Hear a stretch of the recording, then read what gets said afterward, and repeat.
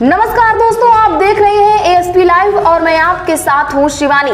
दोस्तों, लोकसभा चुनाव के बाद तीसरी बार बैसाखी के सहारे बीजेपी की सरकार बन गई है और नरेंद्र मोदी तीसरी बार प्रधानमंत्री बन गए हैं, जिसके बाद लोकसभा स्पीकर की पद को लेकर घमासान मचा हुआ है। वहीं वोटिंग के बाद एक बार फिर से ओम बिरला लोकसभा स्पीकर बन गए हैं, जिसके बाद से ओम बिरला की जमकर फजीहत हो रही है।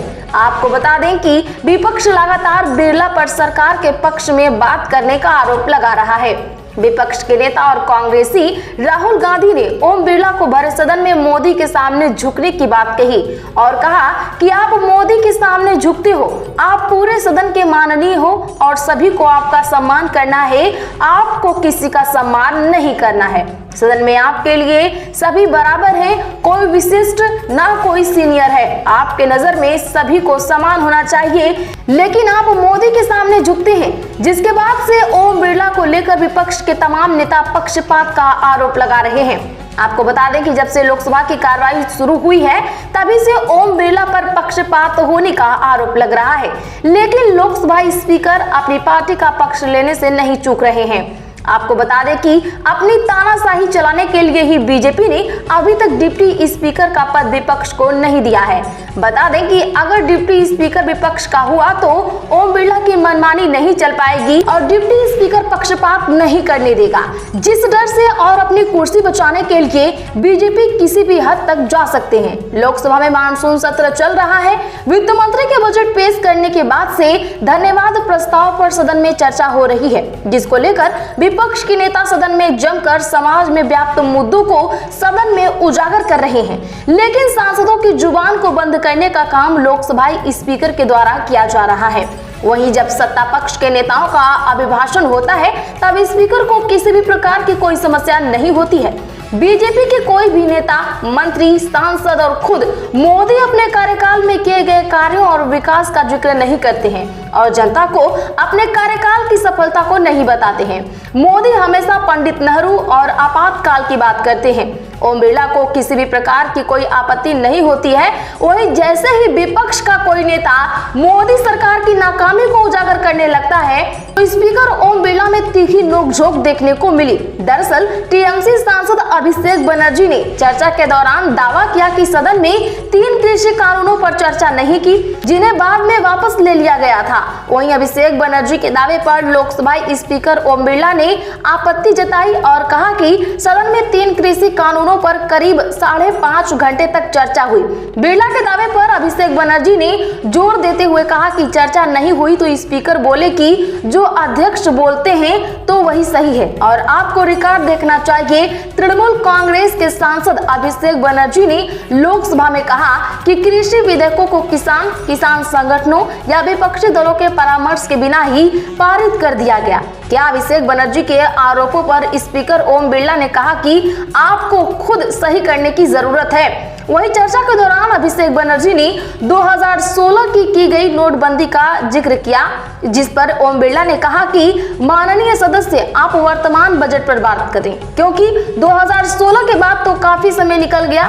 इसके बाद अभिषेक बनर्जी ने कहा कि कोई पूर्व पीएम जवाहरलाल नेहरू की बात बोलेगा तो आप कुछ नहीं कहेंगे और मैं 2016 की नोटबंदी की बात करूं तो आप कह रहे हैं कि वर्तमान बजट पर बोलिए। अभिषेक बनर्जी बोले ये पक्षपात नहीं चलेगा, क्योंकि जब कोई इमरजेंसी के मुद्दे को उठाता है तो आप चुप रहते हैं। मेरी भारी लोकसभा में टीएमसी सांसद अभिषेक बनर्जी ने बजट पर निशाना साधा और कहा कि अगर बजट को एक लाइन में समझाऊं तो इसे मैं बिना किसी विजन वाला बजट कहूंगा। और उन्होंने आरोप लगाते हुए कहा कि बीजेपी ने अपने सहयोगी दलों को खुश करने के लिए बजट पेश किया है, न कि देश के 140 करोड़ लोगों के लिए। इस बजट में 140 करोड़ लोगों की उम्मीदों को नजरअंदाज करके सिर्फ 2 सहयोगियों के विश्वास को जीतने की कोशिश हुई है। वहीं संबोधन के दौरान अभिषेक बनर्जी ने बीजेपी पर निशाना साधा और कहा कि गठबंधन का मतलब समन्वय होता है।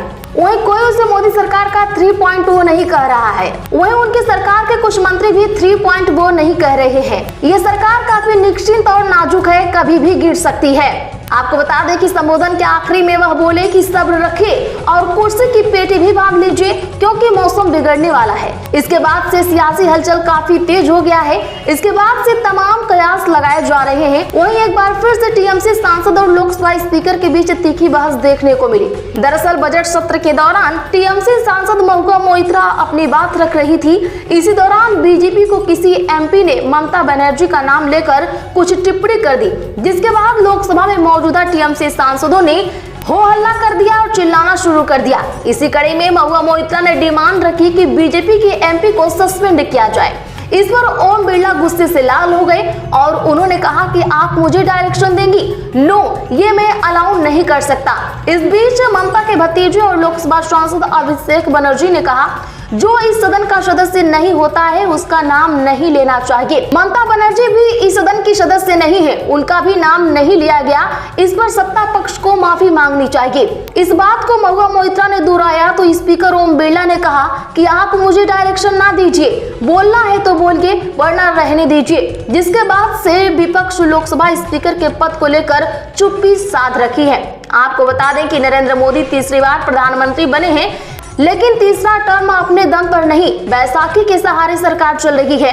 उन्होंने कहा कि देखते हैं कि कब तक बैसाखी मोदी का साथ देती है, ये तो आने वाला समय ही बताएगा। इस बीच शिवसेना यूपीटी के राज्यसभा सांसद संजय राउत ने बड़ा दावा किया है।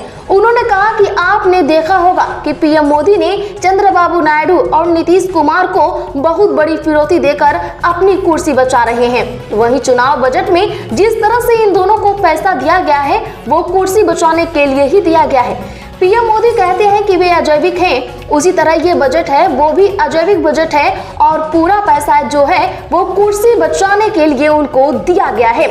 आपको बता दें कि आंध्र प्रदेश के मुख्यमंत्री चंद्रबाबू नायडू तेलुगु देशम पार्टी के प्रमुख हैं, वहीं बिहार के मुख्यमंत्री नीतीश कुमार जेडीयू के प्रमुख हैं।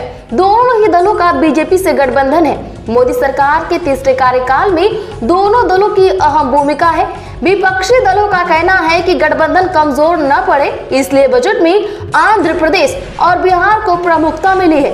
बजट पर चर्चा के दौरान लगातार विपक्षी पार्टियों के सांसद अपने अपने राज्यों को नजरअंदाज करने के आरोप लगा रहे हैं।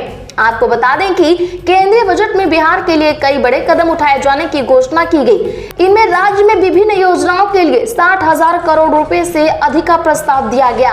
इनमें से 3 एक्सप्रेसवे, एक बिजली संयंत्र, गलियारों, नए हवाई अड्डे और खेल बुनियादी ढांचे के लिए योजना, अतिरिक्त 2 लेन पुल के विकास के लिए केंद्र के समर्थन की घोषणा की।